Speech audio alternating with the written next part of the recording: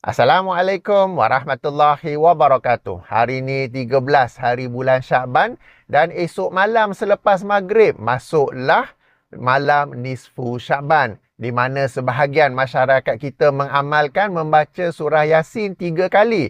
Selepas bacaan pertama didoakan keampunan daripada Allah Subhanahu Wa Taala. Setelah bacaan kedua didoakan murah rezeki daripada Allah Subhanahu Wa Taala, dan setelah bacaan yang ketiga didoakan agar Allah memudahkan apa-apa ujian atau halangan yang sedang dihadapinya. Macam mana saya tahu? Saya tahu sebab dulu-dulu saya pun mengamalkannya juga. Dan saya yakin di kalangan para penonton yang dirahmati Allah pun ada yang mengamalkannya. Sebab kita orang Malaysia dan kita juga mengamalkan sunnah Malaysia, sunnah kebiasaan masyarakat Malaysia. Namun kita ini sentiasa mengkaji dan kita mendapati amalan itu tidak berdasarkan dalil yang sahih, tidak berdasarkan sunnah Nabi SAW, maka kita pun meninggalkannya. Maka di sini ingin saya berkongsi agar sebahagian lain di kalangan para penonton yang mungkin masih mengamalkannya dapat juga meninggalkannya. Baik, sebenarnya doa yang tiga itu memiliki asal daripada sebuah hadis. Hadis tersebut dikeluarkan oleh Imam Ibnu Majah dalam sunannya, hadis nombor 1378, atau penomboran lain hadis nombor 1388, di mana dikatakan daripada Ali bin Abi Talib radhiyallahu anhu, dikatakan bahawa Rasulullah sallallahu alaihi wasallam bersabda, apabila datangnya malam nisfu Syakban, maka hidupkanlah malamnya dan berpuasalah pada siang harinya, kerana Allah Subhanahu Wa Taala turun ke langit dunia pada waktu terbenamnya matahari, dan Allah berkata, siapakah yang meminta keampunanku, maka aku ampunkan. Siapakah yang meminta rezekiku, maka aku rezekikan. Dan siapakah yang meminta dipermudahkan ujiannya, maka aku permudahkan. Dan sekian-sekian sehinggalah terbitnya fajar. Okey, demikian riwayat ini. Baik, riwayat ini macam saya katakan, dikatakan. Kenapa saya berkata sedemikian? Kerana ia adalah sebuah hadis yang darjatnya maudhu', yang ini palsu, atau paling tinggi pun dhaif jiddan, sangat dhaif ya. Kalau kita rujuk dalam Sunan Ibnu Majah edisi tahqiq Syekh Muhammad Fuad Abdul Baqi, Syekh Al-Albani, Syekh Syu'aib Al-Arnaud, sumbernya menerangkan bahawa dalam sanadnya terdapat seorang perawi yang dituduh memalsukan hadis, dituduh mereka cipta hadis tersendiri. Sebab itulah hadis ini dinilai maudhu', ataupun yang paling baik pun dhaif jiddan. Maka hadis ini tidaklah boleh digunakan sebagai dalil untuk sesuatu amalan, dan tidak boleh juga digunakan untuk menerangkan keutamaan atau menganjurkan sesuatu amalan, kerana ia dhaif jiddan dan bukannya dhaif yang ringan. Baik, sekarang ni kalau kita rujuk hadis tadi tu yang saya baca, tadi saya dah letak tangkap layarnya, tidak pula disebut tentang bacaan surah Yasin. Itu masyarakat kita atau ustaz-ustaz, tutuk guru yang adjust, modify, sebab kononnya nak doa saja tak bagus. So kita amal soleh sikit kemudian baru berdoa, ataupun apa yang disebut sebagai bertawasul dengan amal soleh. Maka baca surah Yasin dulu baru doa untuk doa yang pertama. Baca surah Yasin dulu, baru doa dengan doa yang kedua, murah rezeki kan. Dan baca surah Yasin, barulah berdoa dengan doa yang ketiga. Okay? Jadi, sekarang ni kita telah tahu, memang ada satu riwayat, tetapi ianya adalah maudhu' ataupun dhaif jiddan. Baik, mungkin ada yang berkata, okeylah kita amalkan saja tanpa menyandarkannya kepada Rasulullah sallallahu alaihi wasallam. Sebab ini alasan yang agak biasa saya terima bila mereka melakukan sesuatu ibadah yang baharu. Mereka kata kami buat saja tanpa menyandarkannya kepada Rasulullah sallallahu alaihi wasallam. Okey. Atas alasan ini saya jawab dengan sebuah hadis yang dikeluarkan oleh Imam Al-Bukhari dan Muslim, juga merupakan hadis kelima daripada himpunan hadis 40 Imam An-Nawawi, di mana Rasulullah sallallahu alaihi wasallam bersabda yang maksudnya, sesiapa yang beramal dengan satu amalan yang tidak berada di atas perintah kami, maka ia tertolak. Perintah itu tak kisahlah sesuatu yang diwajibkan ataupun yang disunatkan, tetapi tidak berasal daripada Rasulullah sallallahu alaihi wasallam, maka ia tertolak. Okey? Ini dari satu sudut. Dari sudut yang lain, apabila anda mengkhususkan satu tarikh untuk satu ibadah, kemudian mengkhususkan satu surah daripada 114 surah, kemudian anda mengkhususkan satu bilangan, yakni 3 bilangan, kemudian anda mengkhususkan 3 doa itu, maka pengkhususan seperti ini kita manusia tak boleh buat. Yang boleh buat hanyalah Allah Subhanahu Wa Taala dan atau Rasulullah sallallahu alaihi wasallam. Dan dalam hal ini telah saya maklumkan bahawa tidak ada nas daripada Al-Quran maupun As-Sunnah yang sahih yang mengkhususkan sedemikian. Bercakap tentang mengkhususkan sesuatu ibadah itu, para pencinta bid'ah dari kalangan ahlul bid'ah wal jamaah. Siapa pula tu? Mereka ini ialah ustaz. Orang-orang yang mengaji dalam bidang agama pakai pakaian agama. Tapi yang peliknya mereka ni tidak mempromosikan sunnah Rasulullah sallallahu alaihi wasallam. Mereka ni mempromosikan sunnah masyarakat kita, mereka membela sunnah masyarakat kita dan mereka berhujah untuk menjustifikasikannya ataupun mewajarkannya. Pelik kan? Sepatutnya seorang ustaz ni dia mengajar sunnah, menyebarkan sunnah dan membetulkan apa yang menjadi kebiasaan masyarakat kita. Berarti ada yang keliru ya. Sunnah Nabi dengan sunnah masyarakat. Kita ajar sunnah Nabi dan kita betulkan sunnah masyarakat. Mereka ni pula sunnah Nabi ada tong sampah tak? Macam seolah-olah balinglah tong sampah. Tapi sunnah masyarakat inilah yang mereka hidupkan, yang mereka war-warkan dan mereka membela.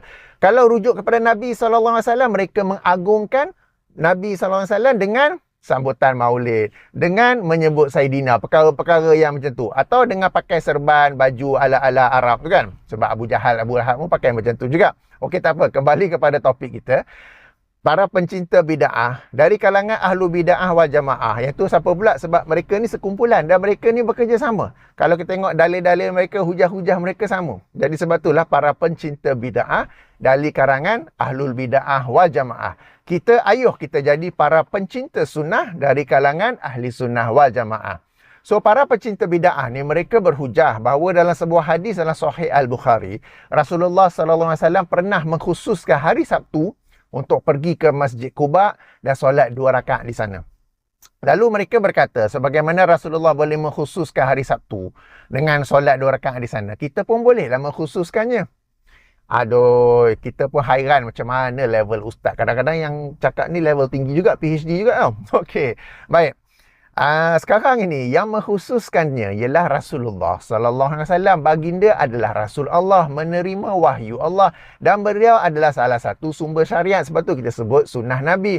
Dan baginda bukan saja mengkhususkan itu, banyak benda lain baginda khususkan. Macam hari ni hari Jumaat, 13 hari bulan Syaban kan. So kita ataupun baginda mengkhususkan 13, 14, 15 sebagai hari-hari putih untuk kita berpuasa.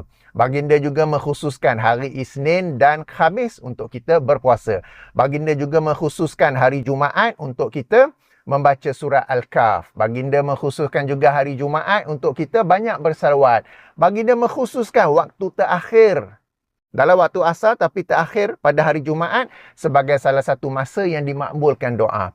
Baginda boleh melakukan sedemikian kerana baginda seorang rasul dan kita mengikutinya. Apakah apabila seseorang itu berhujah sedemikian, dia menganggap dirinya adalah juga seorang rasul sampai dia pun boleh mengkhususkan? Tak. This is only satu privilege, satu peranan Rasulullah sallallahu alaihi wasallam, bukan kita. Tak kisahlah tok guru ke tok syekh ke ustaz ke apa, anda tidak boleh mengkhususkan sesuatu ibadah sebab anda bukan rasul. Ayo, okey. Jadi, ini dari sudut yang pertama. Yang kedua, mereka juga berhujah bahawa Al-Hafiz Ibn Hajar Al-Asqalani rahimahullah ketika mensyarahkan hadis ini dalam Fathul Bari, berkata inilah dalil untuk mengkhususkan sesuatu hari. Okey, baca bagi habis. Ibn Hajar menerangkan bahawa Rasulullah SAW pergi ke Quba kerana hari sebelum tu, hari Jumaat, bila solat Jumaat, kabilah-kabilah dari sekeliling Madinah semuanya datang solat di sana dan baginda dapat bertanya khabar mereka. Cuma kabilah yang ataupun warga Quba ini, mereka tak datang sebab mereka ada masjid di situ, mereka solat di situ. Maka pada hari Sabtu, Rasulullah pun pergi ke Quba untuk bertanya khabar mereka. Ala-ala sampai sana, solatlah juga tahiyatul masjid di Masjid Quba 2 rakaat itu. Ya, umpama kita sekarang ni yang mungkin Isnin hingga Jumaat sibuk bekerja, Sabtu atau Ahad kita pergi ziarah ibu bapa kita yang mungkin sudah tua, mungkin kampung tak jauh sangat pun, kita pun pergi ziarah. Bukannya kita mengkhususkan sesuatu ibadah, tapi itu hari yang kita free. Kemudiannya, ya Rasulullah sallallahu alaihi wasallam buat bukanlah sesuatu ibadah khusus, tetapi ibadah umum. Ibadah ini terbahagi dua ya, para penonton yang dirahmati Allah. Pertama ialah apa yang merupakan hak Allah Subhanahu wa taala. Yang ini ibadah-ibadah seperti wudu, solat, puasa, umrah, haji, zikir, cara berdoa. Jadi semua ini kita hanya beribadah kepada Allah sebagaimana Allah mahu dirinya diibadahi. Kita tak boleh nak adjust, modify, buat yang sendiri-sendiri punya. Right? Ini yang kategori pertama.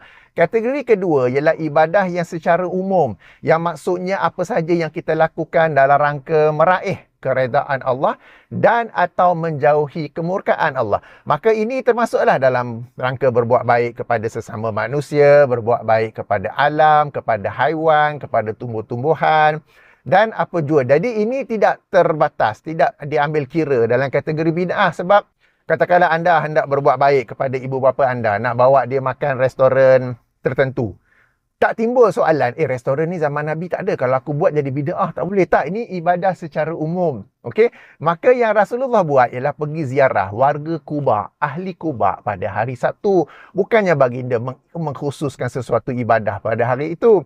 Dan baginda lakukannya sebagaimana jelas Al-Hafiz Ibnu Hajar Asqalani sebab hari Jumaat, mereka ni warga Quba tidak datang ke Madinah. Maka Rasulullah pergi ziarah mereka. Itu yang baginda lakukan. Jadi para penonton yang dirahmati Allah, berhati-hati dengan ustaz-ustaz ni yang menukil kalam ulama tapi tak baca habis. Sama ada mereka sengaja tak sengaja itu tak tahu, tapi mereka tidak menukilnya secara tepat. Oleh itu, malam nisfu Syaban tidak ada apa-apa ibadah khusus untuk malam itu. Tidak ada puasa pada siang harinya. Kalau anda biasa baca Al-Quran, silakan. Kalau anda tak biasa, tak perlu tiba-tiba nak baca. Okey, sebab berarti anda mengkhususkan satu tarikh dan kena pula dalam perkhususan tersebut ada satu keyakinan bahawa terdapatnya satu keutamaan pada malam itu, padahal tidak ada dalil khusus yang menerangkan keutamaannya. Maka berhati-hati ya. Okey, di sini nanti ada guys tanya, habis tu duk diam tak buat apa-apalah. Tak apa. Tuan-tuan dan puan-puan, bid'ah ni adalah satu kemungkaran sebagaimana kemungkaran-kemungkaran yang lain. Maka sebagaimana anda meninggalkan kemungkaran-kemungkaran lain, lalu anda mendapat pahala, maka apabila anda meninggalkan kemungkaran bid'ah dalam hal ibadah ini, anda juga mendapat pahala. Sebab, maksud saya, sekarang ni ataupun esok nanti masuklah WhatsApp message, Telegram, message apa semua kan, malam ni nisfu Syaban, orang menganjur-anjurkannya lalu anda meninggalkannya, tidak mengamalkannya, kerana itu adalah bid'ah bukan sunnah. Bid'ah ni larangan agama. Apabila anda meninggalkannya, insya-Allah anda mendapat pahala. Apabila anda mengamalkan sunnah, dan sunnah dalam kes ini ialah tidak buat apa-apa ibadah khusus sempena malam nisfu Syaban, sempena siangnya nisfu Syaban, insya-Allah anda mendapat pahala ya. Jangan salah faham di sini ya. Kita bukan tak buat apa-apa, kita buat, yakni kita meninggalkan satu kemungkaran. Dan kemungkaran ini bukan saja minum arak ke, berjudi ke, berzina ke apa, tetapi juga adalah dalam bentuk bid'ah-bid'ah dalam hal amal ibadah. Baiklah, demikian sedikit perkongsian saya. Saya akhiri dengan subhanakallahumma wa bihamdika asyhadu an la ilaha illa anta astaghfiruka wa atubu ilaika. Assalamualaikum warahmatullahi wabarakatuh.